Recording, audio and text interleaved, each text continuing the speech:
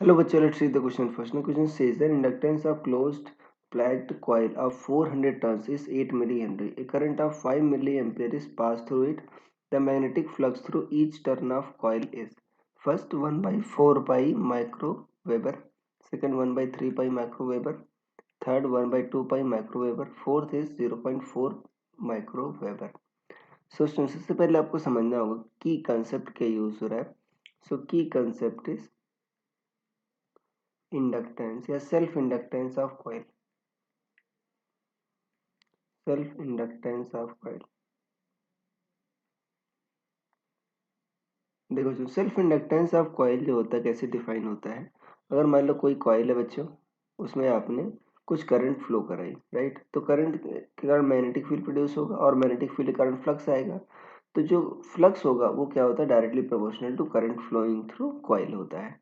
और proportionality constant हटाते हैं तो क्या आता है आपका, एक कांस्टेंट आता है. प्रोपोर्शनलिटी हटाते हैं तो एक कांस्टेंट आता है, उसको एल कहते हैं, सेल्फ इंडक्टेंस ऑफ कॉइल. और मान लो ये बच्चे देखो फाई नेट है और यहाँ पर ईच ये आपका फाई नेट कितना आता है, एल आई आता है. तो मान लो हर एक कॉइल से जो फ्लक्स पास हो रहा है ये नेट है बच्चों, वो क्या है आपका फाई है, राइट. तो एन टोटल टर्न्स है तो टोटल फ्लक्स कितना होगा, फाई नेट क्या होगा बच्चों आपका, एन फाई होगा. और इसी की वैल्यू क्या दे रखे, क्या लिख सकते हो आप, एल आई लिख सकते हो. तो फाई जो होगा फ्लक्स थ्रू ईच टर्न वो होगा एल आई बाई एन. यहाँ पर वैल्यू रख देते हैं. एल आई, एल क्या सेल्फ इंडक्टेंस वो दे रखा 8 मिली हेनरी बच्चों, यहाँ पर 8 इंटू 10 पावर माइनस 3 हेनरी.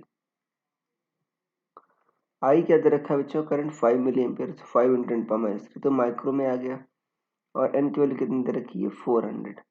देखो जो 40 बाई 400 कितना है, 0.1. 0.1 into 10 to the power minus 6 weber या 0.1 माइक्रो वेबर कह सकते हो. अब देखो बच्चों क्लोजेस्ट ऑप्शन जो है ये आपका 1/3 पाई करोगे तो 0.106 आएगा, राइट.